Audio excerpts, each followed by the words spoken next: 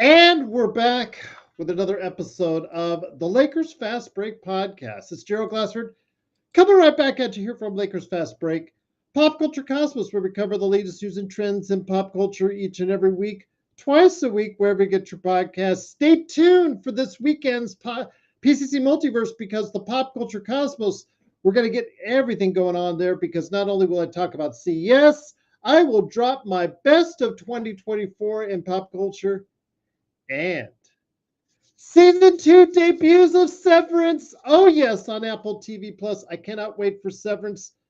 One of the best shows on television is coming back for season two, Severance on Apple TV Plus. So hopefully you can get it and follow along with me.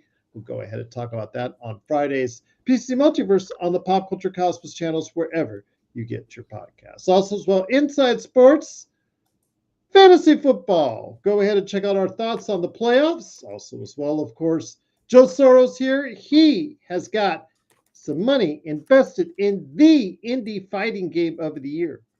Go ahead and check it out today on Steam, and that is COREUPT on Steam. Also, as well, go ahead and make sure you have got. Let me go ahead and see if I can. There we go. Should be better now. Right there. There you go. Yep. It keeps on with my new computer. It keeps on trying to focus in on my webcam microphone, which again sounds like I'm in the tunnel or in the bathroom or something like that. It's weird, really weird. But go ahead and check it out. Joe's new game on Steam, right there. COREUPT, Corrupt on Steam. Also, as well, of course, don't forget he's also the owner of Simblades, Simblades with a Y.com, and of course, also as well, Ox1947 at LakersBall.com. Of course, our good friends at, of course, Lakerholics. The Lakerholics crew should be happy now. The the Five Things article from Jamie Sweet should be a little bit longer than, blah, blah, blah, blah, like he put on the last one. I didn't even want to post it because it was not really that in depth because of how bad the Lakers were playing. But this one should be a lot better. So go ahead and check it out at Lakerholics.com. Or if you're a member, you're going to be able to catch it as well. Also, as well, don't forget our good friends, Alfred Esmond, Stone Hansen, who was talking about the Lakers' latest pickup and how he's happy about that. We'll go ahead and discuss that here in a little bit. Also, as well, of course, the Legend 350. Want to go ahead and talk to him next week. Going to also see if we can go ahead and get a good friend, Mike Anguilano, who covers the Cavs and the Pistons, to hopefully drop by in the not too distant future as well. Our good friends, Empire Jeff from Empire Jeff TV, Lakers in 5, Daniel Barry Sports Highlights. Yo! Also, as well, of course, John McCalian channel, all these great channels. Please like and subscribe, and don't forget to like, follow, and subscribe to us on whatever platform you're catching us on. Don't forget to subscribe today to get the latest notifications on when we go live on the air with the latest Lakers Fast Break podcast, and become a member today. You get videos, you get articles, get little tidbits here and there, all to you. And also the very controversial shorts that Joe Soros put out there. That's also available for members for $2.99 a month as well. Well, the Lakers coming into tonight's game against the Miami Heat, struggling, lost 3 in a row over the past, 10 days or so, obviously because of what went on with the fires. But we needed something, needed a shot of adrenaline. And it didn't look like it in the first half because the first half was really something the Lakers needed to concern themselves with going down early big. Their defense really atrocious at times, giving up 66 points to Miami in that first half is absolutely just not a good look. But in the second half, they started out the third quarter okay, but it was that third quarter end of the run where they actually outscored them. I think it was 10-2 to close out the third quarter and took command in the fourth. The exact opposite of what happened on Monday as the Lakers put a definitive stamp on a win. They finally get back in the win column after losing 3 in a row. 117-108. They're now 21-17 with the Clippers winning by 52. And I'm going to say, Joe, that it's safe to say that they are probably going to win this game that they're playing right now. They're still going to be behind the Clippers in the Western Conference or right there in. Yeah, they're going to be about a half game behind the Clippers once the Clippers are finished, but they are 21-17. They'll be sixth place in the Western Conference. And here today to discuss today's game and what happened with that, of course, the good man indeed, Zorro himself, Joe. Good to have you here. A good performance today from AAD, getting us 22-11. Far as two block shots. LeBron James, solid work again, 22 points from him. Rui giving you the nice game, especially from the outside, 23 points himself. Gabe Vincent decided to show up today with 14 off the bench.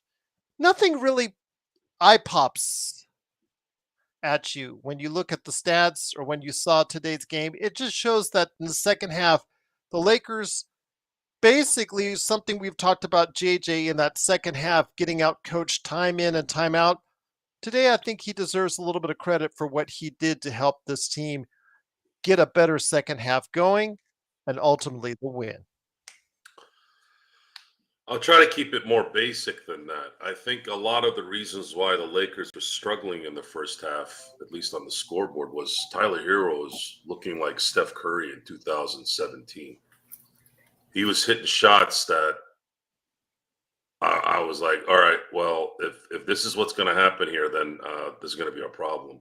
He had 34 tonight as a whole. Yeah, and he's been dropping 30s nonstop here. What was good about, let's say, the second half was, at first it didn't start out that way the second half, but what they ended up doing was Miami started running the zone a little bit, and they kept hitting the dead spots in the zone and making those shots. So now Miami didn't have a chance to, because the Lakers were still making some boneheaded plays, throwing full court passes. And see, this is the part that usually drives me nuts. They didn't have to pay for it tonight because they did make up for a few things here and there against Miami zone being one, and the other was making shots when you were open on a regular basis. They can make this game so much easier if they don't make these stupid decisions. I don't understand why they make these decisions. They don't have to make these decisions. There was a spot at 9.5 in the third, at the 9.5 mark, where AR threw this long pass, and it reminded me of LeBron. LeBron has a habit of throwing the ball full court to AD. They don't need to do that. They don't need to do that, ruin a possession, and then those teams usually come back in at three, and now you essentially kill yourself with any kind of momentum. But as the half went on, they started making shots, playing better defense. Highsmith, I mean, this guy looked like Spud Webb in there. Like I just see him running around like a freaking buzzard. He's supposed to be a defensive guy, but he was. Yeah. I thought he was going to be a problem the entire game. He kind of settled down a little bit. Tyler missed a few shots to open the second half. I think that kind of took away a lot of his momentum from the first half. That was good. Duncan Robinson wasn't really into the game. Bam Adebayo probably shouldn't have played tonight, but he played. I thought he was going to have one of those games again at the beginning, but he didn't. He got killed. The team got killed without him in the lineup against the Clippers, Joe, by Ivica Zubats. That's as far as I'll go. So maybe that was a sign that he needed to come back in the game, but it clearly looked like he was not able to be 100%, Joe. Yeah. A fun basketball game to watch, and much funner now that the Lakers won. I think they kind of clamped down a little bit more towards the end, so that was good to see. It was looking at the overall grade on everything. I like that everybody was involved. Every single person was involved, and Gabe Vincent had his best game as a Laker tonight. Once again, it is the Lakers Fast Break. It is Joe Soro along with me, Gerald Glassford. Thanks again for watching, listening. Truly appreciate it. The Lakers, they do win. Finally, getting off the schneid, 117-108. And also here today, good man indeed. If you are not liked and subscribed to his YouTube channels, what are you doing, man? You got to do it. It is, of course, Clutch Talk at Lakers Corner. It is, of course, the man indeed who helped take care of in my absence for today on playback.tv/ Lakers Fast Break, along with Joe, along with Laker Zach, along with Danny, along with Laker Nick, along with Mark. All these guys were a great part of the playback.tv/ Lakers Fast Break crew. It is, of course, John Costa. John, great to have you here. I left a little thing for you on Austin Reeves. The roller coaster ride for Austin Reeves continues. People love him. People hate him. I had to tell my 91-year-old mom today that no, he was not traded today, and that he's still the team because she swears she's going to disown the Lakers if they do trade him. And I know that'll be about a week, and then she'll be back watching again. But be that as it may, 14 points today, 14 assists. As the guy who is the de facto point guard, it is still rough around the edges, especially on the defensive end. Let's kid no one. He even said in practice today, if you take a look on the Lakers Twitter, I retweeted out there that his defense the past 3 games has been SHIT. And in doing so, yeah, he said he's got to do something to step up.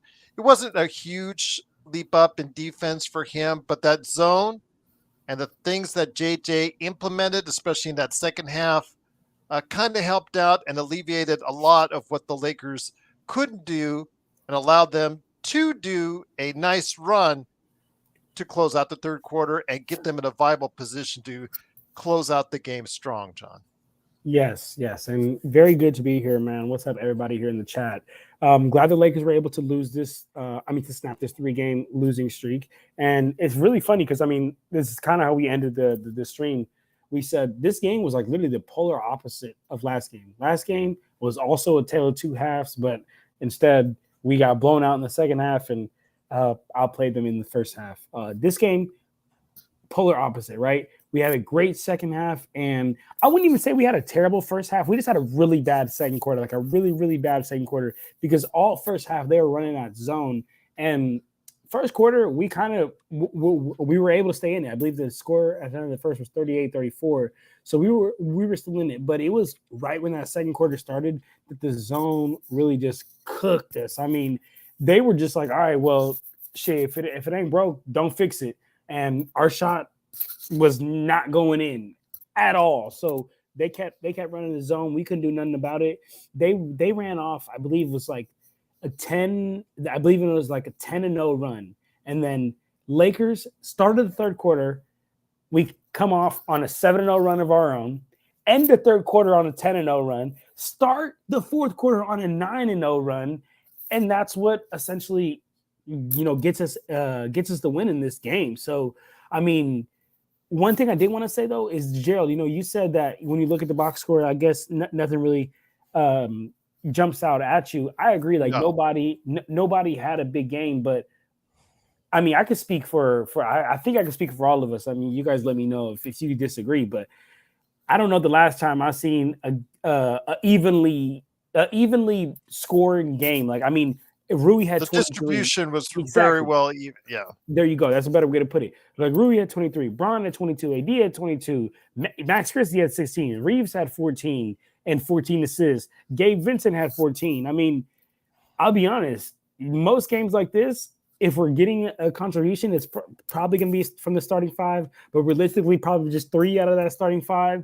But tonight, we got some big contributions from the other guys. So I love to see it, and to me, that's what jumps out at me is the we're distributing the rock, like we just played the right way in that second half, and I just want to give JJ his credit. I want to give the players their credit, but if we play like this against good teams around the league, yeah, this is not gonna work, guys. We can't have tale of 2 halves, but hey, a win is a win. And I'll take it. I do want to mention, though, Joe, it's funny because if you do look at the box scores, you're going to say, how did the Miami Heat lose tonight? Because they outshot the Lakers from overall, outshot them from 3, out-rebounded the Lakers. Where is the actual, difference?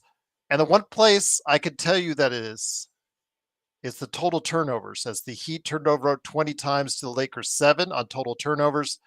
Fast break points, similar. Points in the paint, the Lakers lived in the paint 60-36. Yeah, you just have to look at the only place I could say where the Miami Heat really lost this game, Joe, is how they handled the ball, which was pretty poorly. Yeah, it made a difference. Did you because attribute that the to the Lakers 19 defense? A little bit of it, yeah. Yeah, I could see that. Not so much in the first half. In the second half, they kind of clamped down, but Miami also started missing shots. They started pressing a little bit more. Hero slowed down a little bit.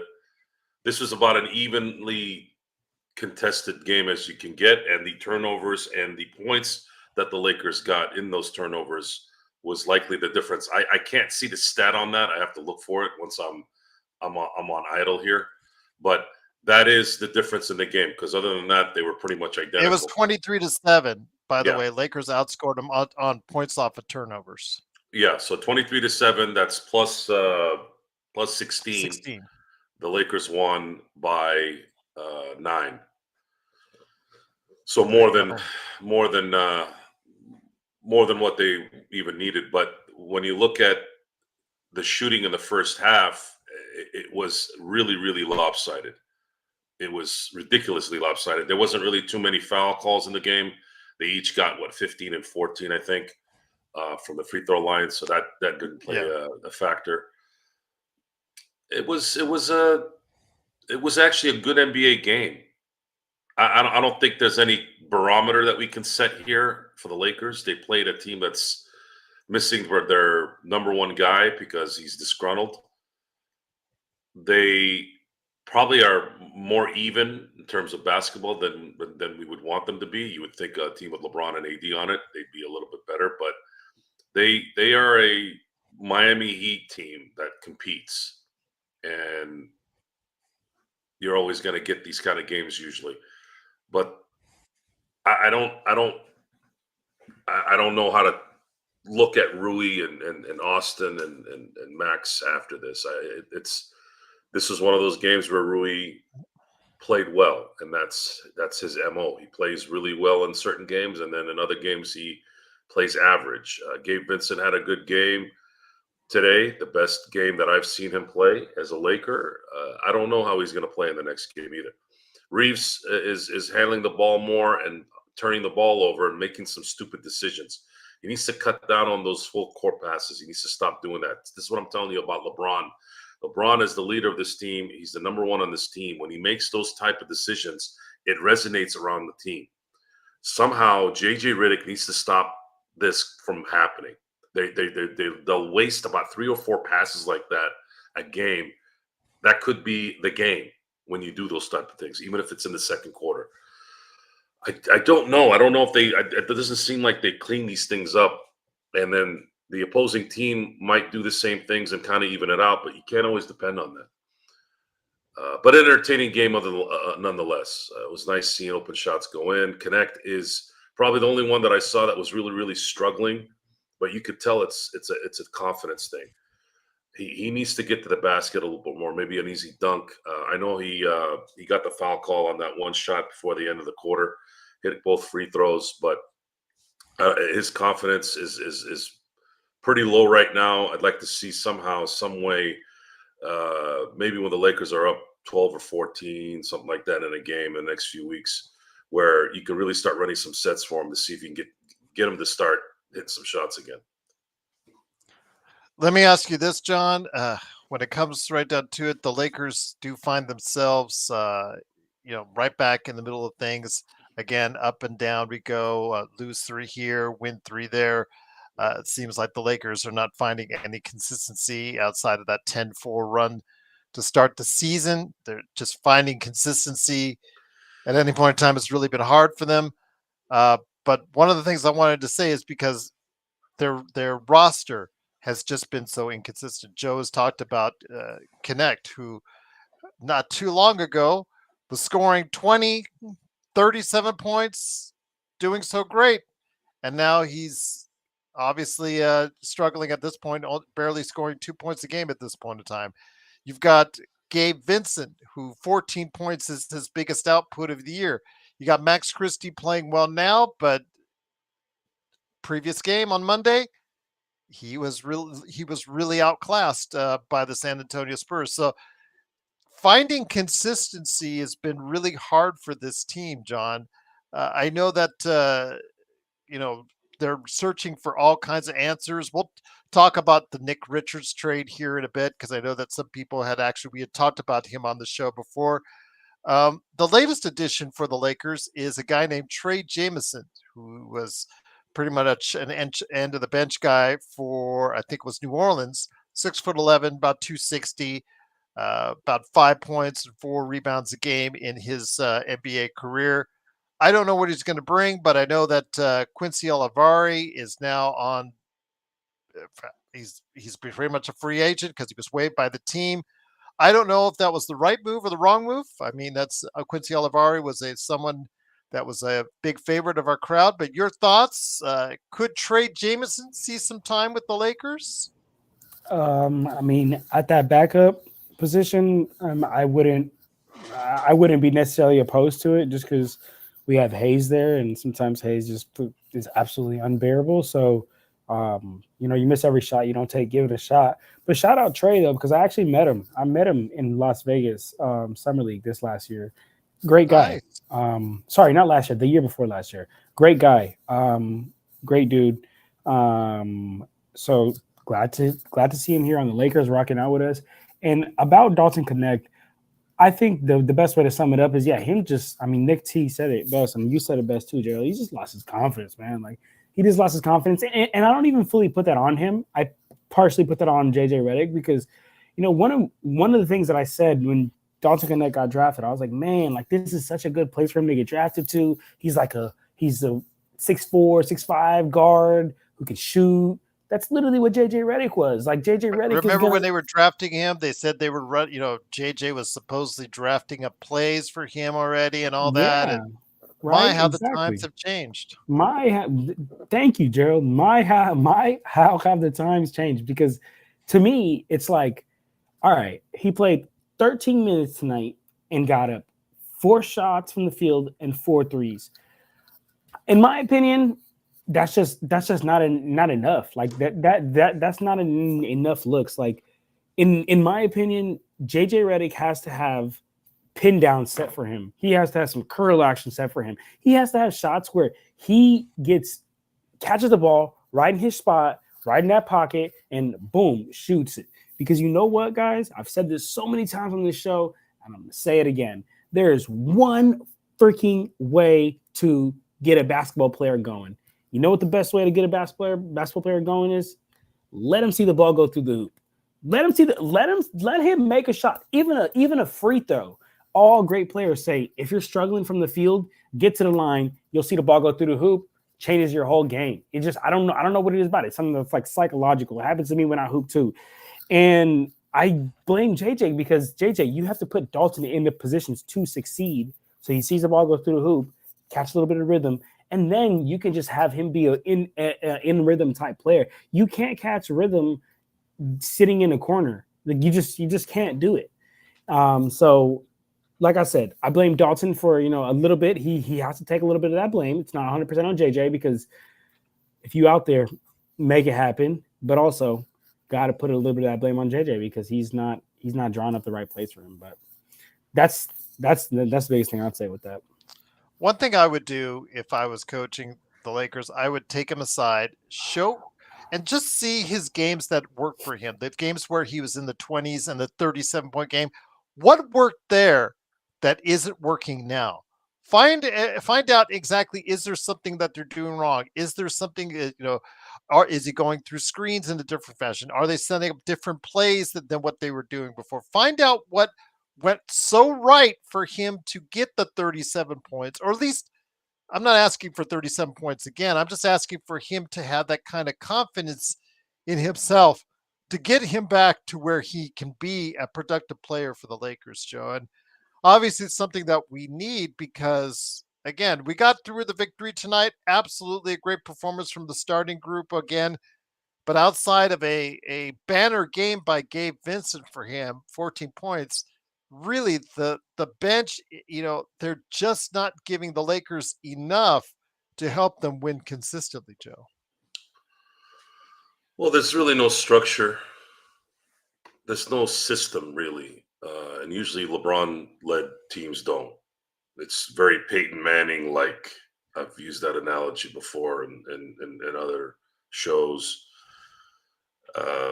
Lakers don't have very good habits. They're very disjointed usually during a 48-minute game.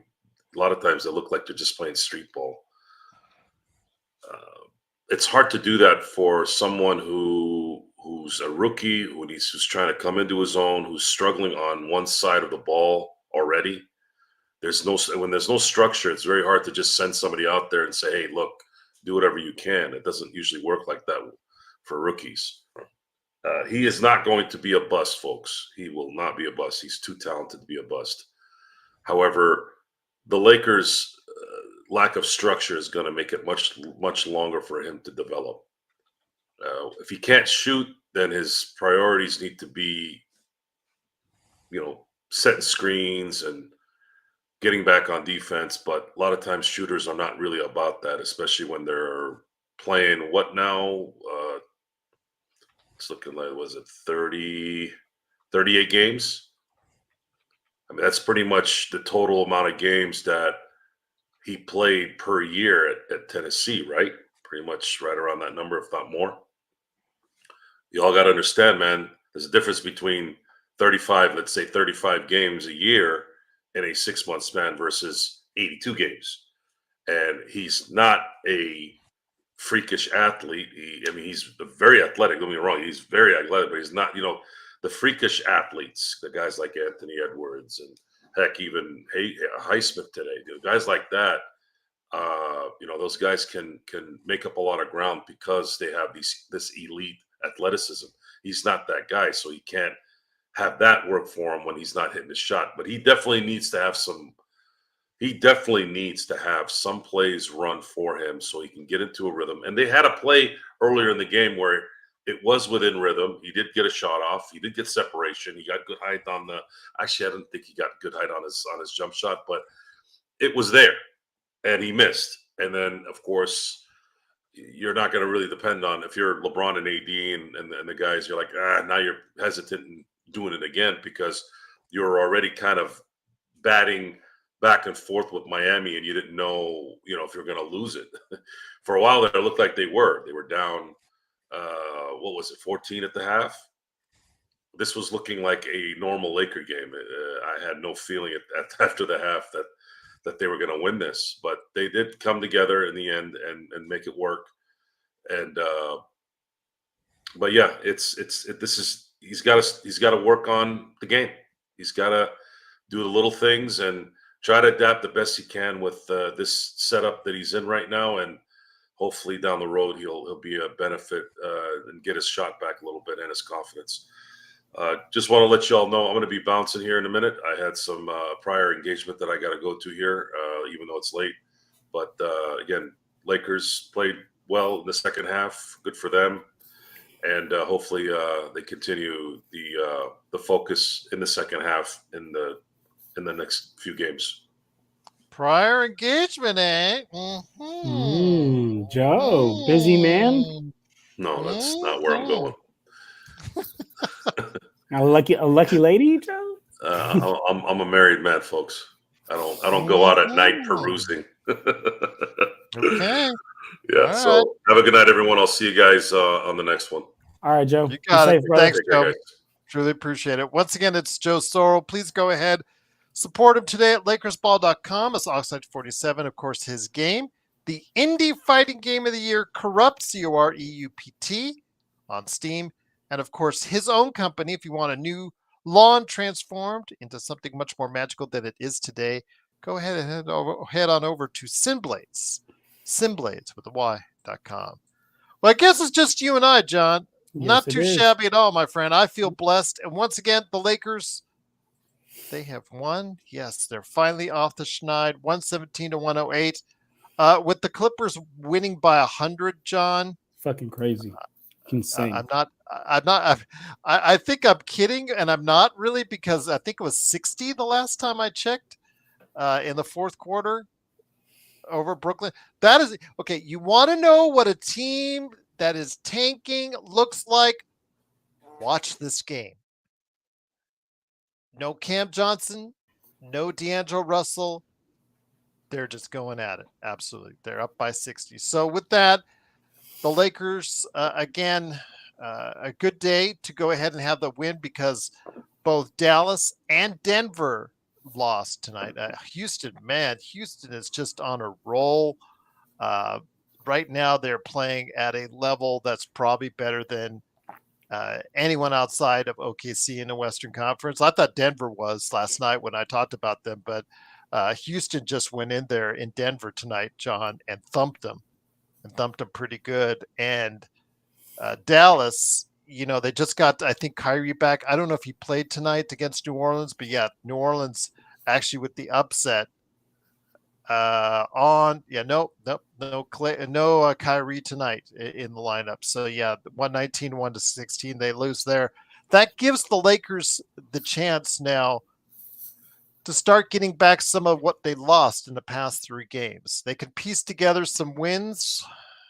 I'm not asking for second place at this point in time. We'll see about that this time next month, how much closer they could be to the Houston Rockets, but they're about 5.5 games out now. But the realistic thing, John, for all the criticisms that you and I give, for all the things that Joe and Stone and Sean and Xbox, how we try to temper everybody's enthusiasm or realistic expectations about being in a certain spot, despite all the stuff that we said over the past few days after another disappointing loss on Monday, do you realize the Lakers are only 3 games out of third?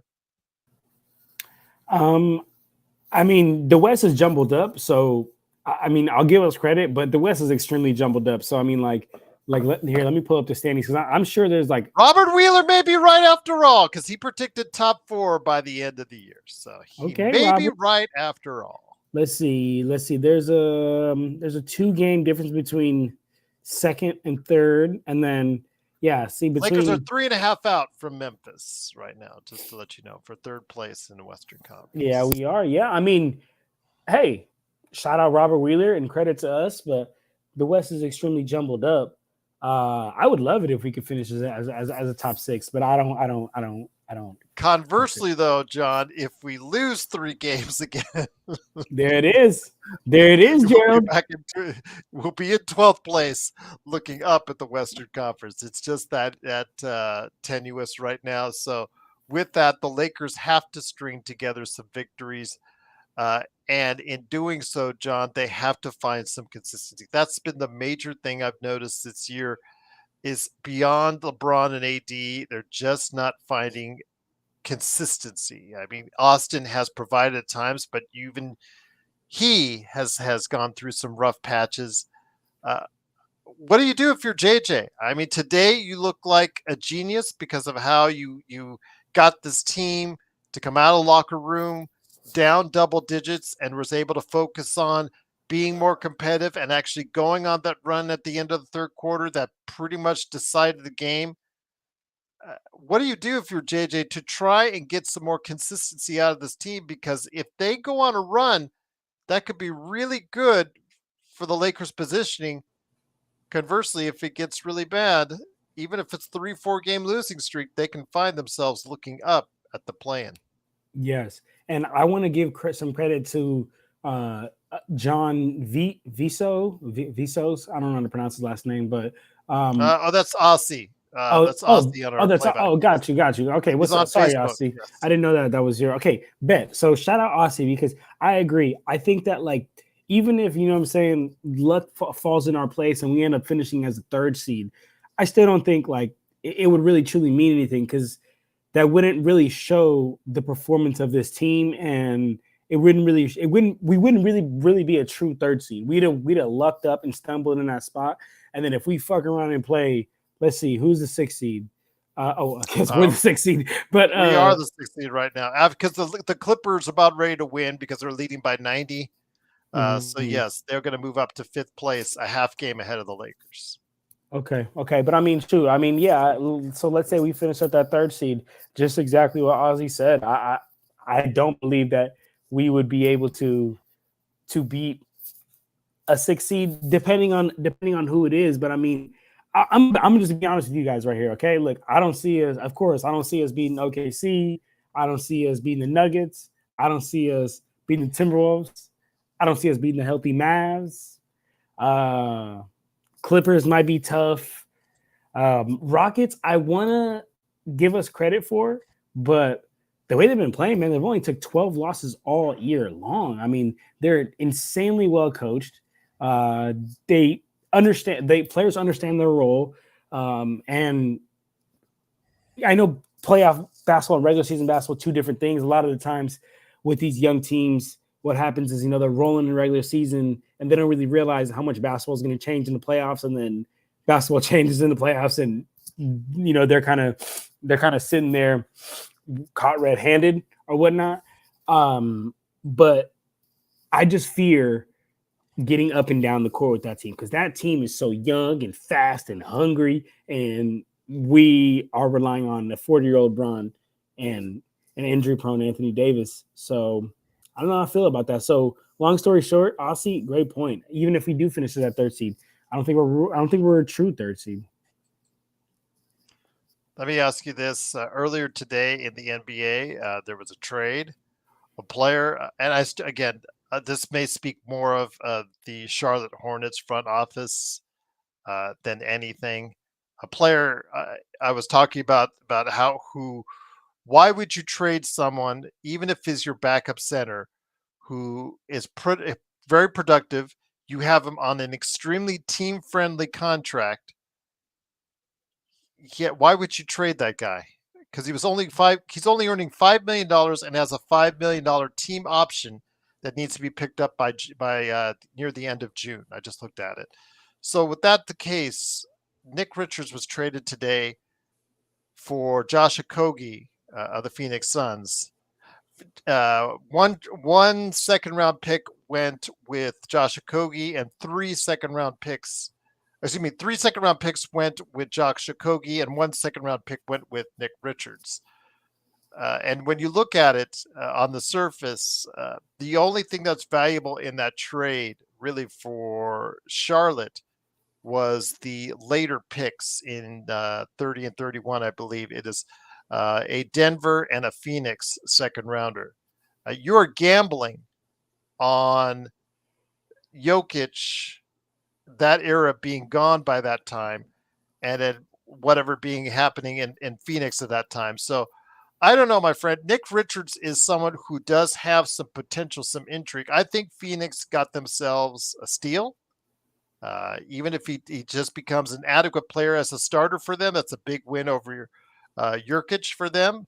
Your thoughts on today's trade earlier? This was someone that we were eyeing on as someone that could maybe help out the Lakers. 3 second round picks, I guess, was the price. 2 of those draft picks in the second round are going to come much later, which I guess was the difference between what the Lakers could offer and what the Phoenix Suns ultimately did. What, man? The Phoenix Suns got basically their new starting center for 3 freaking second round picks. That's insane. Okay, so okay, yeah, that's right. I just had to let that out real quick. I didn't want to let that out on camera. Okay. Yes. So it's insane. The Phoenix Suns literally got the starting center for 3 second round picks. And real quick, just want to say what's up to Zach here in the chat, because he is here in the chat. What's up, Zach? And then I mean, shoot, this is my biggest problem with the Lakers, right? I mean, not my biggest problem, but one of my biggest problems with front office is this is like, are we not picking the phone up?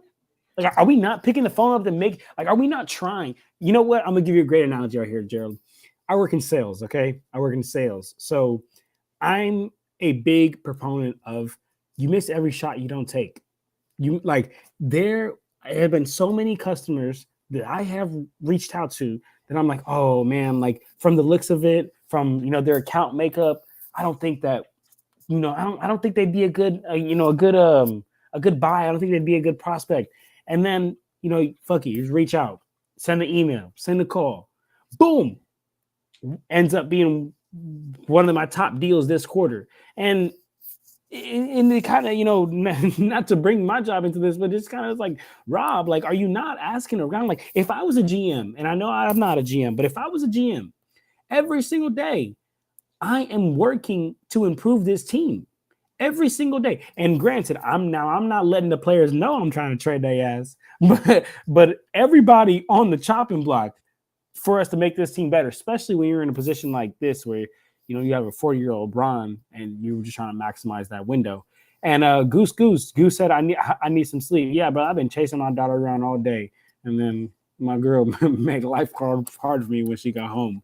And then Robert said, which teams do you expect to finish above in the standings by the end of the season? Because Dallas is in a free fall without Luka. Timberwolves can't score. Kings play no defense. Great question, Robert, and I'd love to answer that. Let me pull up the standings. So he asked, which teams do we expect to finish above? Okay. Well, how about this? I'll tell you who we're not going to finish above, in my opinion. We're not going to finish above OKC, not going to finish above Rockets, not going to finish above Memphis, not going to finish above Denver. I don't think we're going to finish above the Clippers. My original prediction was the 8th seed, so that would put us around that 6, 7, 8. And with the way the Mavericks have been free falling without Luka, hey, maybe we could look up on that spot, but that doesn't mean we'd be a true, 6th seed. And to someone's chat here, I don't even know where it is anymore, but somebody was saying that 805 Fillmore. I don't know if you're from San Francisco, but there's a neighborhood out here called Fillmore. But he said we would take the Wolves and the Mavs. Brother, I'm not gonna lie to you, we would not take the Wolves and the Mavs in a 7-game series. A fully healthy Mavericks, no chance. We are gonna get lit up by those pick and rolls. Lit up. Oh my God. That would be some terrible basketball to watch because I would be upset. Luka would be torturing us. We have no help the helper. We do not understand how to help the helper on this team. So, and you need to help the helpers to guard pick and rolls. So, no, I think we'd get killed by the Mavs in a 7-game series. And the Wolves, guys, yes, they have went from here to here with that Julius Randle trade, but here is still above here, and we're down here.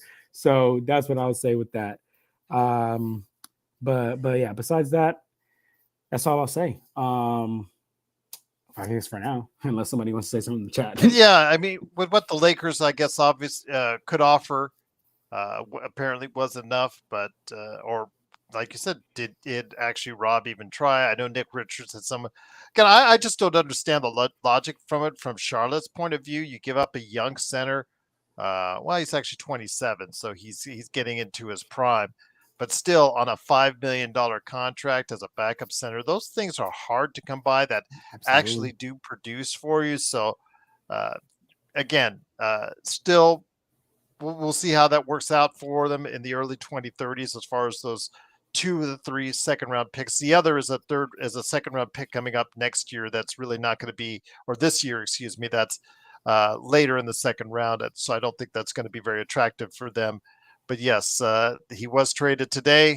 Another board, another chip, another target for the Lakers taken off. So again, our answer is trade Jamison. Christian Coloco has not been very good for the Lakers. Jackson Hayes, obviously that has not worked over the course of 2 seasons now. Trey Jamison, it's your turn to come up, but ultimately it looks like the Lakers are going to have to try and make some moves to solidify this roster because the inconsistencies in players 3 through 15 are apparent and are probably the reason why you are so uneasy about trying to project the Lakers any higher than what they are. Yeah. And 805 Fillmore said, what if we got De'Aaron Fox for a player like Austin Reeves? Absolutely. Sign me up. Where can I sign up for this? But the unfortunate part of it, brother, is that, I mean, the King's not doing that. The King's not budging. That's just not enough. But to Gerald's point earlier, where's Rob trying, right? Like, where's Rob? Not even just with a De'Aaron Fox, just with the other moves. Again, the Suns just picked up their freaking starting center, y'all. They just picked up a starting center for 3 second-round picks. I'll be real, guys. Trey Jemison, not gonna work out. I'll be real, guys. This team, this isn't gonna work out. It's just not gonna work out, man. My boy Super Mario Hoops, what's going on, brother? He said can't wait for a battle of LA. You know what it is though, brother. You know who's the big dog around town, man. They over there in the what's their new arena called? The Intuit Dome. Intuit Dome. Yes, it's a nice arena though. I really want to go there. I'm gonna go. It is. Well, better make sure you got the cash and the credit card ready because it is just to park. I believe it is. I said it on the show. It's like $85 to park at the parking facility next to the Intuit Dome. So good luck trying to find some adequate parking or before you even get into the door as far as what you're going to pay for tickets, concessions, things of that nature before you get in there. But yes, it is probably the nicest NBA arena. It's got the chairs. I think that works with your mobile phone and you get to go ahead and be able to order things right directly from your chair. And yeah, absolutely. Just the display as you see, it's like cylindrical. So really it's really nice. I saw it I watched it extensively when Raw was on Netflix last week, and I just thought that, you know what, it is impressive. You can hate on the Clippers like we do all the time, but that Intuit Dome is really a nice job. And something I wish the Lakers would actually do for themselves is provide themselves a modern arena instead of renting out that old apartment that they've got in the Crypt. Oh, that's so funny. And shout out my boy Super Mario Hoops. He's in the chat. He said, yes, sir. Hopefully the Clippers play nice with their younger brother. You're funny, brother. It's the other way around. But I'll give you credit. I'll give you a lot of credit, though, Super Mario Hoops. Don't get Joe. Good thing Joe's not here because they need to give you the old banner deal. Yeah. How do you like throwing up those Western Pacific Division banners up there where the Lakers throw up nothing but championship banners on there? 17 of them, my friend. We're waiting on your number one. Waiting on your number one. He's a good guy. He's a big Kawhi Leonard fan. He's a big time Chicago Bulls fan. Well, that's the X factor for yes. them. Kawhi is just big time. He just was starting to play, just starting to ramp up, just getting to some minutes. They were like likening it to the preseason for him coming back from the injury. I know he did take some time off because of attending to his family's fires. I will respect him for doing that. By the way, shout out to DFS Dorian Finney-Smith, who did take the game off for the birth of his new child. So I wanted to congratulate him on that as well. But yeah, he is the X factor. If you get 75 or 80% Kawhi, who knows how far that will take the Clippers. We'll have to wait and see. I mean, Norman Powell is playing at a great level. You hear me almost every other day talking about Ivica Zubats lighting it up and playing at an all-star level for center. So, the Clippers have got some good things. They just won by 60 tonight, but we'll wait and see. Again, we'll wait and see. I still don't think when it comes right down to it, they have an answer for LeBron and AD. So that could be the X factor. But either team is not going to get beat OKC in a 7-game series. I think we're both Clippers fans and Lakers fans are kidding themselves right now with the rosters that they have. Think they're actually going to beat OKC. And Shai Gilgeous-Alexander would never let himself lose against the Clippers, who discarded him for Kawhi. He would love to rub that in to the Clippers' face. Just like, yeah, trade me, huh? Yeah, you wanted Kawhi, huh? How'd that work out for you? That was honestly, I love to harping on this, and I'm not even trying to get on the Clippers, but they legitimately let go of SGA, who should have been the league MVP last year, because by definition, MVP means most valuable player. Go ahead and take SGA off OKC last year. That team's a play-in team, but because he was there, they ended up being the number one overall seed. So by definition, literally by de facto, he should have been the MVP last year. But okay, we're not here to talk about that. The Clippers gave up literally the guy who should have been the MVP last year for 7 picks, PG, and Kawhi. PG's out of here. So I love to How'd see that it. work out for you, Clippers? I Yep. love to see it. And But there's still more picks OKC has of the Clippers to go from this trade. So let's see. Super Mario said Lakers gotta hope they draw Memphis again. All hate aside, that's the best matchup y'all can win right now of higher seeds. Yeah, I'll be 100% honest with you, my brother. Of the higher seeds, I actually would rather play the Rockets, to be real with you, only because between the Rockets and Memphis, I do think Memphis has a little bit more of that experience, especially the Rockets don't have a star player, but they have athleticism and speed, which the Lakers have found very troubling to play against. Yes, they do. They absolutely do. Which is my biggest fear against the Rockets, right? Because we're playing a young team who gets up and down the court, and that's one thing that we really struggle with. But we all know that experience matters, right? Like, I don't mean to sound like a broken track record, y'all, but just watch regular season hoops and watch playoff hoops. Game is a lot slower, more of a half-court game. It's more of a chess match. And who's better to run a chess match than good old GOAT James? So that's the only reason why I would rather the Rockets. But, I mean, shoot, I'm not trying to see none of those higher seeds, bro. Hey, I'm a real Lakers fan, guys. I'm a real I keep it real with you guys. Like, the teams we could beat, I'll let y'all know. But the teams that we can't beat, I'll definitely let that be known as well. And real quick, let me just respond to Block, because Block said SGA wasn't MVP last season. Block, you clearly did not watch basketball last season, because it doesn't matter if Luka had a more historic run. Literally, dog, define MVP. It is most valuable player, right? Means you're bringing the most value to your team. Look at that Oklahoma City Thunder team. Take SGA off. That team is easily a play-in team, but they finished as the number 1 seed. Therefore, he brought the most value to his team. Let me see. Super Mario says Grizzlies he thinks is a better matchup for the Lakers. I mean, there is a precedent, and I won't disagree with him on that. There is a precedent because the Lakers, you take out Dylan Brooks, and yes, it is essentially the same Memphis team that they went up against in the Western Conference playoffs. And obviously we saw what happened there. One of our better highlights of the past couple years, it was against the Memphis series. So I get you on that. Upcoming, though, for the Lakers, John, it is the very hapless Brooklyn. And outside it, you have, as the president of the D'Angelo Russell fan club, if outside of D'Angelo popping off for 40 because he's so pissed off at the Lakers and LeBron, I think that should be an easy win coming off the 60-point loss for them. The Sunday game is at the Clippers at that Intuit Dome, so we're going to get a good look at it on Sunday. But Tuesday's game is on Washington. Again, I think it's got to be 2 or 3, maybe even 3-0 before they get to Boston. Your thoughts, my friend, on what's upcoming for the Lakers in Brooklyn, the Clippers, and the Wizards? Before I get to that, real quick, just want to talk about Block's comment. Block, definitely not a casual. I've probably watched more basketball than you've been alive, to be honest with you. But no, just go ahead. Just go ahead and look up what the definition is.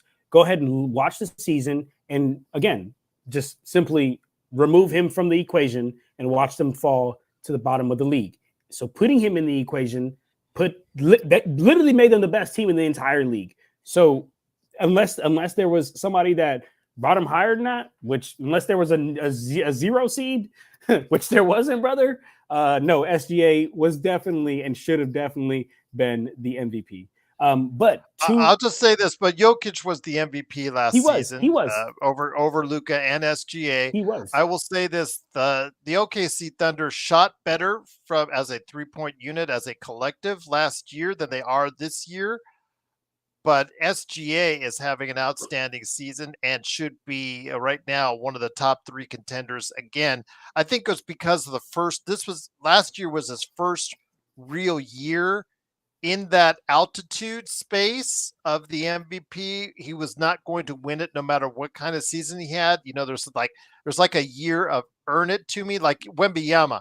Wembanyama, this is probably the year for him where he has to like earn it. So if he gets a top 5 MVP, that's probably the best you're going to ask for from him.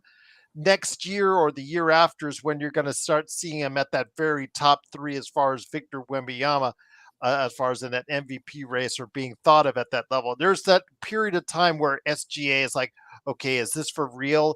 Is he at that level? Now we've seen after a season or two him playing at such a high level. Stats or not, team is much better with him on the court than off. It's actually was proven last year. It's proven this year. He's even better this year, and the team has actually shot worse this year as a collective. Again, he is whatever you want to say about last year. I'll respect you on that one, Black. But I think at this point in time, this year, you got to say he's one of the favorites again to win the MVP. He's now thought of at that level, John, where he is considered one of the 10 best players in the game. Absolutely. And he's been at that level. And damn, Block, you've been watching since 01 and still don't know shit. That's crazy, brother.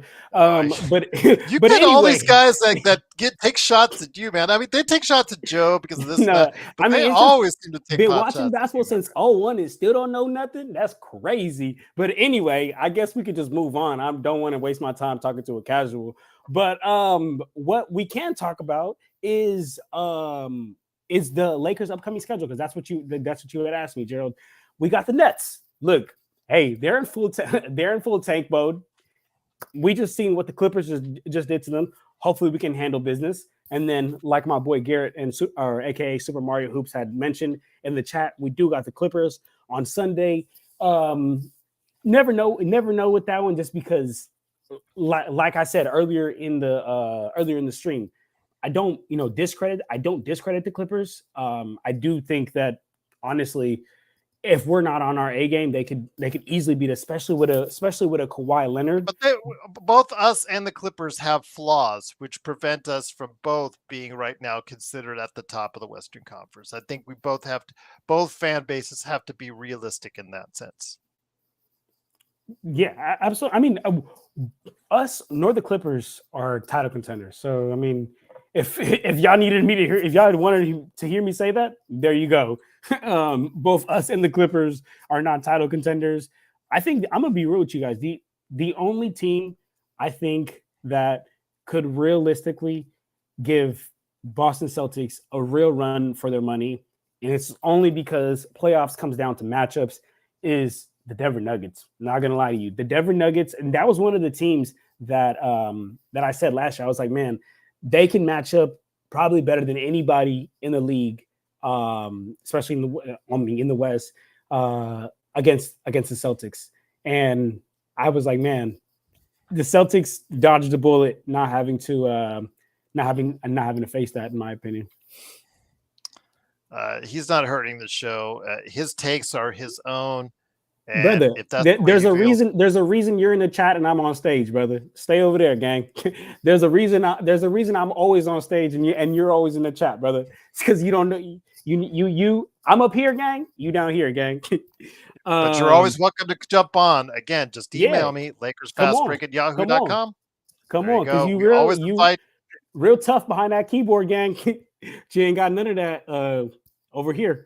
But yeah, you're always welcome. Just hit us on the email if you want to jump on and say it in person. So yeah, he don't got those kind of cojones. He don't got those kind of cojones to do that. We all know that. But yeah, Denver won't get there unless absolutely right. Denver won't get there unless Jokic does that. But if Denver gets there, man. But you see tonight with Houston, as was mentioned in our chat, he was not in the lineup tonight, and they lost at home against Houston. So you see how valuable That's not true, Block. I literally was just earlier with Mark and Joe and Zach and Gerald and Sean, and everyone knows my takes and supports my takes and knows that I know hoops. And again, there's a reason you just in the chat, bro. There's a reason, bro. There's a level to this shit that you gotta have, that you just not at that level, and that's okay, bro. That's okay. But just, you feel me? Humble yourself and learn the game a little bit. A lot of the times, if you shut up and listen, you'll learn a lot in life. A lot.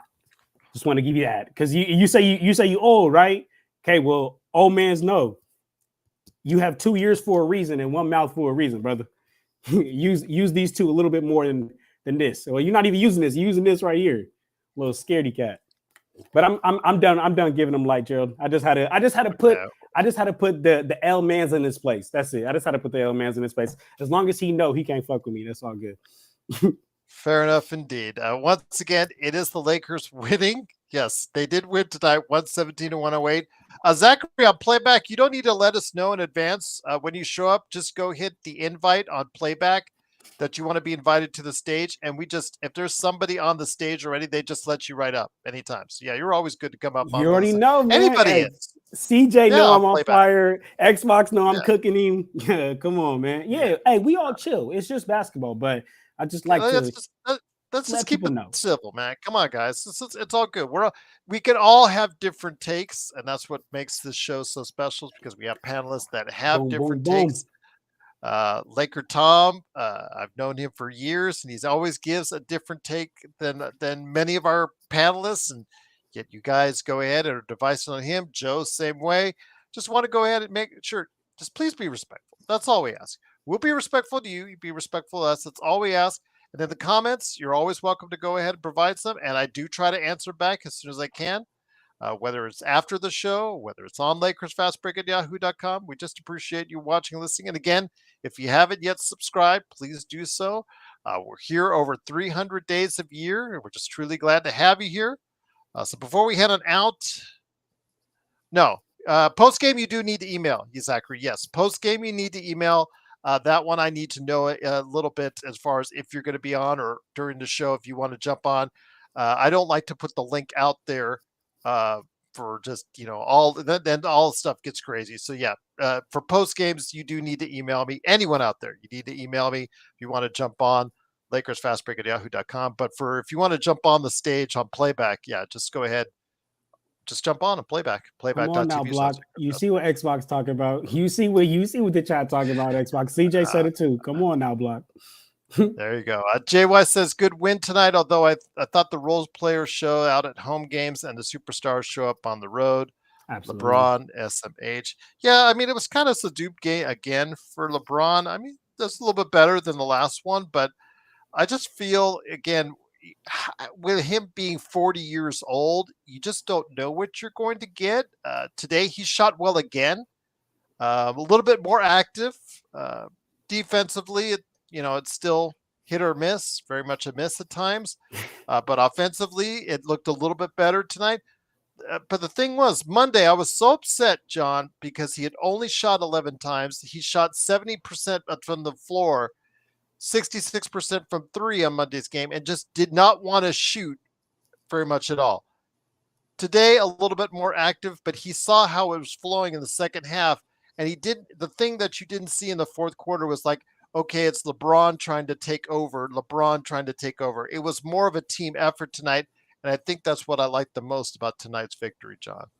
That's the biggest thing that stood out to me, right? That's the way we opened up this stream. We opened up this stream talking about, well, you opened up the stream saying, nobody's number jumped out at you. And I had responded saying, man, I agree. Nobody's number jumped out at me, but I don't remember the last time that the Lakers starting five and I mean, no, I wouldn't even say our bench really only gave Vincent really because just Monday with Anthony Davis, remember he had the 30, 13, 8 offensive rebounds, and it just didn't seem like it had that impact as what it was a little bit more today with lesser numbers. I don't know. Maybe, it just felt like Monday was a stat pad, not intentional stat pad, but just a stat pad because it just didn't have that impact in helping this team stay close and win the game. Today, it seemed a lot more well-rounded effort. Rui Hachimura, he gave you consistent shooting. I know that a lot of people have started the whispers in our chat and the whispers around the league about how DFS should get the starting nod now over Rui. I think ultimately that probably will be the case. They're going to give him a shot because Rui, as you know, is very, like the rest of the players, very inconsistent, very streaky. But I also know that his defense, again, his continuum in the starting lineup will depend solely on his defense. Yeah, absolutely will. And his defense, and I do think that we need a little bit of an offensive production from him. I'm not saying we need his 23 points that he gave us tonight, but I do think we need to see a a bit of consistency on the offensive end. Again, not asking him to do everything that he did tonight, but as long as Rui can be a threat, right? And I talk about this all the time. This is my biggest problem with Ben Simmons. Ben Simmons, right? The reason why he was so toxic or is so toxic when he's on the court is because if you're in a half court set, you're essentially playing 4-on-5 because the defense knows he's not going to shoot. He knows he's not going to shoot. So what does that allow you to do? That allows you to sag off. That allows you to go be able to double whoever is the best player on the court. It just you again, if you're in a half court set, you're essentially playing 4-on-5, and I don't need Rui to be 9 and 15 like he was tonight every single night, but I do need him to at least be able to consistently knock down that tray ball. Tonight, 2 of 5. Would love to see that up a little. Would love to see it up a little higher. On the glass, 8 rebounds. You love to see it. Sorry, I'm over here reading the chat. I just love to see Xbox beating Block here in this debate. So I'm trying to keep up with the chat. But yeah, long story short, look, man, Rui, we need you to give us consistent minutes out there. Yes, we got you for the defense, but we need you to at least keep the defense honest and keep them on their heels by at least giving us a little bit of consistent offensive production. Yeah, and that's the thing with Rui, though. Again, as long as he's out there, he's hitting his threes, he's getting you 17 to 20 points. I think he will stay in the starting lineup. But once that starts to fade just a little bit and his activity level is not where you need him, his defense, because he has so much trouble guarding threes, and he's not great at guarding fours. It's just he's just in that spot where he's just has trouble guarding both positions, either position for that matter. And I think DFS, people see him as a natural defender out on the perimeter. I know, again, I was okay on the trade because I just don't think offensively he gives you enough of what you need that really scares teams. So I'm hoping his perimeter defense will be at least something that the Lakers can solve. I know that Vando is still being thought of by many in this chat as being, I don't want to say the savior for the Lakers, but man, we're going to be let down. We're going to be let down. A lot of people in this chat are really hyped up on Vando, and I just don't think they remember what Vando was like in the 3 or 4 weeks he was playing for the Lakers last season, and the fact that he's coming off of 2 ankle surgeries and a knee issue in his ramp up. He is practicing with the team at this point. I did retweet out him working out earlier today. He looks a little better as far as his form and his movement and his mobility. But yeah, I just think when it comes right down to it, he's a defender, but his offensive limitations will always be hurting against him. And I don't know. I just don't know how much you can expect out of there. But the problem is he's got 3 years left to go after this one on his contract. And that contract is not looking good at all. Hey, Goose is a real one. Goose said, watching that dude hoop pisses me off. I feel that. I feel that so much. And which is why, I don't understand why so much of just Lakers, the Lakers fans out there are really wow, but watching Vando comes back. It kind of reminded me. Remember when Kendrick Nunn was out for a whole year, and then Lakers fans were like, "No! Watch when Kendrick Nunn comes back. And man, that was a shit show. And I kind of expect the same thing. I mean, Kendrick Nunn gave us kind of literally nothing on offensive end, nothing on defensive end. I would hope Vando could give us a little bit on the defensive end, but I've been quoted saying this a lot of times. Look, guys, the league is getting to a point where you have to be able to at least be half decent on both ends. We don't need you to be Stephen Curry in the offensive end. We don't need you to be, 2013 Kawhi Leonard on the defensive end. We don't need that. But what we can't have you doing is we can't have you being an offensive liability out here to where we're playing 4-on-5. I.e. Ben Simmons. And we also can't have you be a defensive liability out here to where they targeting you every single time, i.e.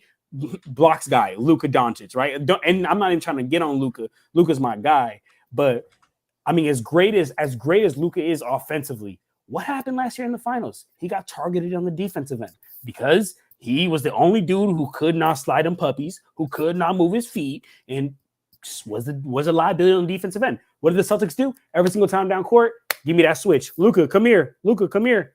Let me get that. Now I'll blow by you. Now your defense is in rotation. Now I'm just kicking. Now this is just passing kick. This is just simple basketball at this point. So I say that to say, like, you know, Lakers fans, we love Vando a lot, but it's like we saw what he is on offense. The man was scared to shoot layups last year. You remember that, Gerald? When he would be under the hoop and would just swing that bitch out, like, because he's scared to go up. Like, that's going to become and he can't shoot from the outside either, so that makes it even more problematic.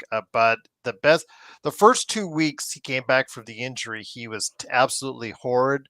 The last 2 weeks before he had another injury,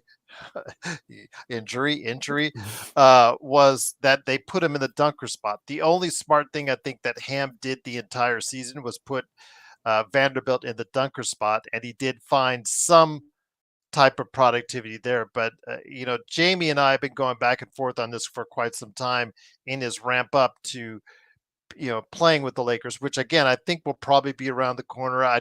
There's no set date for him, but he is looking a little bit better as from what I saw in today's video, and I know that he's been practicing with the team.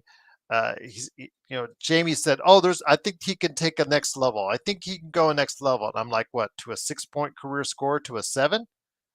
I mean, the kid is 28 years old.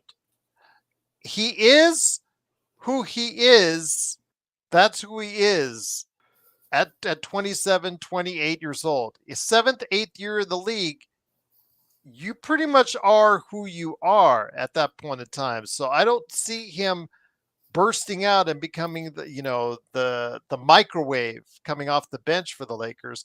Even if you put him in the starting lineup again during the regular season, it doesn't hurt you as much because teams don't focus in on as many issues or problems that you have as a team as they do in the playoffs. But yeah, in the playoffs, the lack of two-way players that the Lakers have is a big time detriment for them going all the way.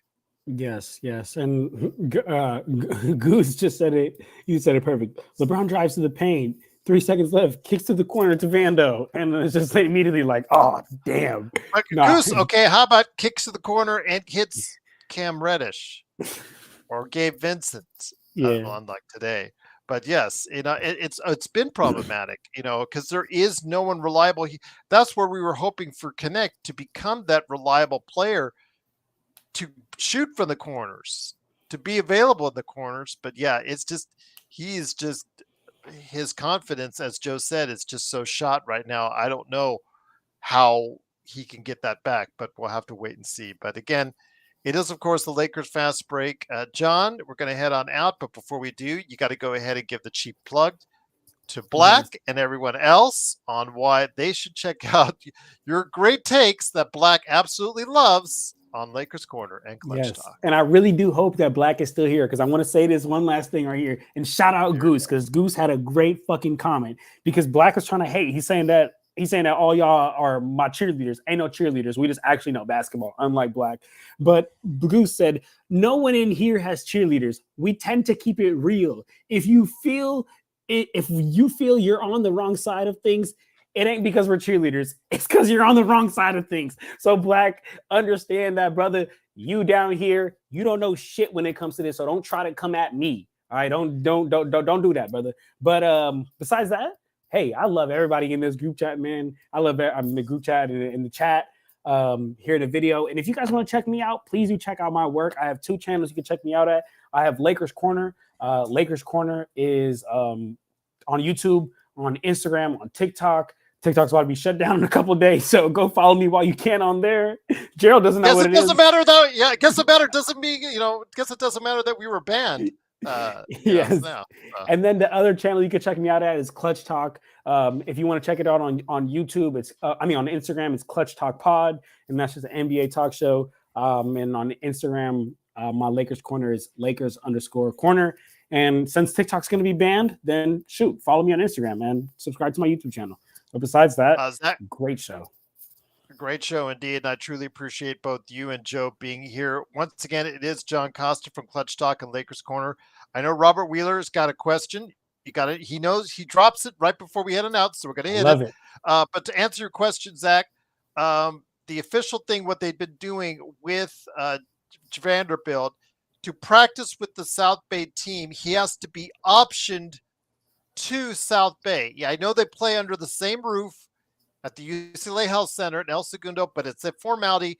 He gets optioned to South Bay so that he can officially practice with South Bay. But what has been the case is even before lunchtime, because it's usually a morning practice, before lunchtime, they option him back up to the Lakers. So he is an actual Laker right now. But when they want him to practice, or anyone for that matter to practice, just practice with South Bay, they actually have to make a transaction and option him to that team before he can actually officially practice with them.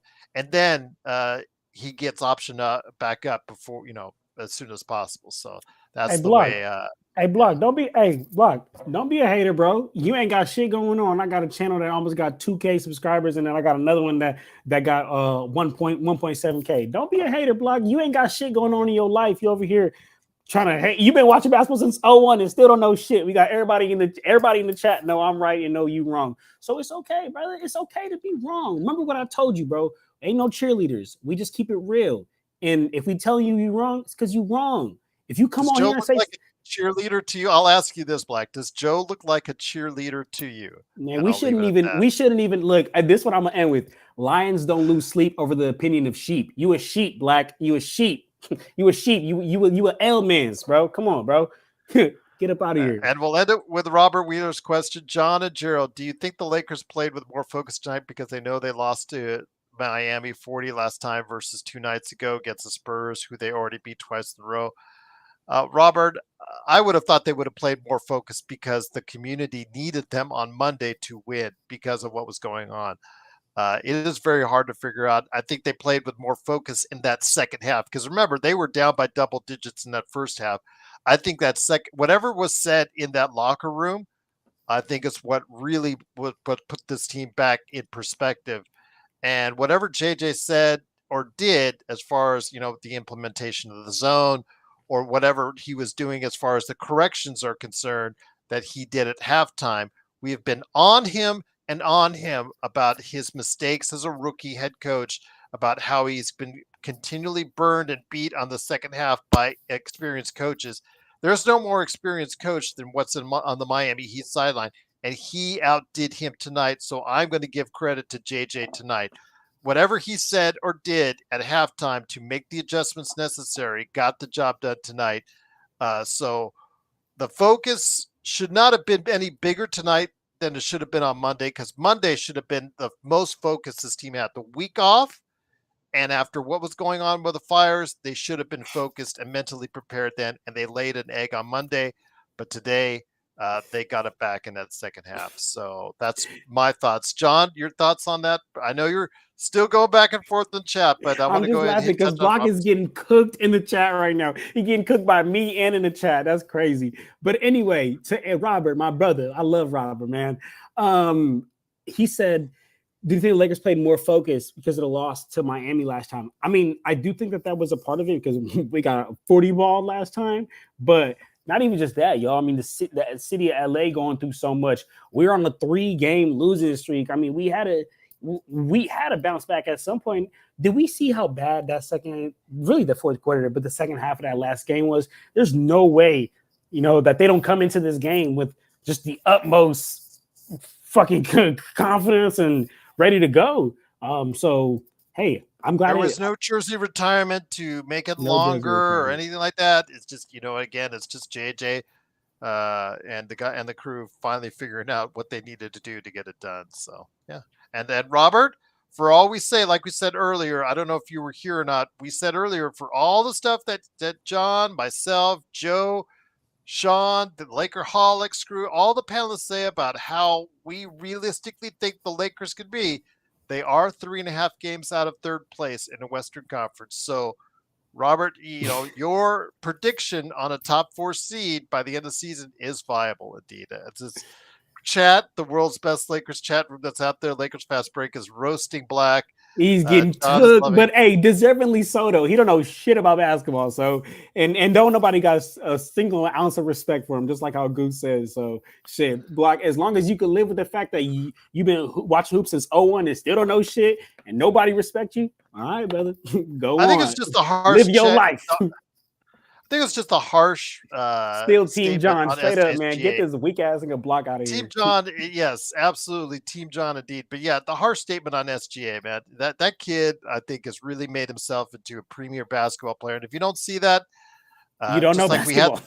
You don't know basketball. And as someone was here like a couple months ago that we kicked out because he kept on talking trash to the rest of the crew out there, talking trash to the chat. But he would always say that Brunson is a bunch of crap. The Knicks are crap, and I'm like thinking to myself, you're really trying to say that with a straight face, and it just blows my mind.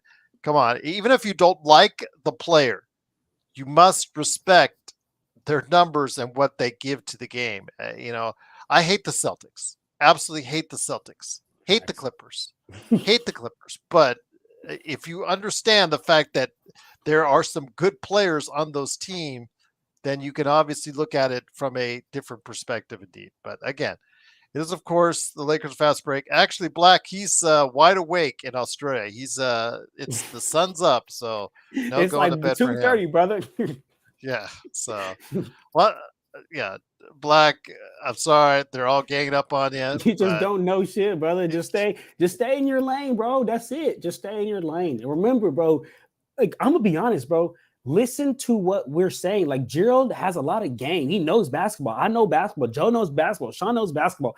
You don't. Just shut up and listen. You're gonna learn. I bet if you just listen a whole season through, you're gonna learn so much about basketball that you're gonna be like, you're going to actually have a valid take to say sometimes. I mean, it might take you a couple of years because you're really behind the 8 ball, but just listen for an entire year and you might learn something, dog. You need to clip that. You need to clip that. You need to clip that and make a short out of it for your channels. Once again, it is the Lakers Fast Break. It is John Costa, Clutch Talk and Lakers Corner, along with me, Joe Glassford. Thanks again for watching and listening. The Lakers do win 117 to 108. Because the Clippers won by 60 points. I'm not kidding. I'm sorry, 59. They won by 59 tonight. They did move ahead of the Lakers at the last minute. So the Lakers are in 6th place in the Western Conference. They did hop over Dallas. So there is life at the end of the tunnel a little bit. So we will see what happens as they get prepared for their upcoming game against those weathered Brooklyn Nets, who will probably be motivated to at least compete on Friday, but we'll see what happens there. But we'll be back for more great fun, more great conversation, more roasting on Black. Who knows? Tomorrow. He ain't got the cojones to come back. He ain't got the cojones. He gonna run away. Back. Probably go to his mommy's basement. He'll be back. He'll be back. No, Joe, we're not. He's an idiot. Sorry, Joe. Just keeping it real. That's surprising Joe would have that take, but okay. Black's been on Joe before himself, so all right. But for everyone out there, it is Gerald Glassford and John Costa. Thanks so much for joining us. We'll be back tomorrow with more great stuff for you right here at the Lakers Fast Break Podcast.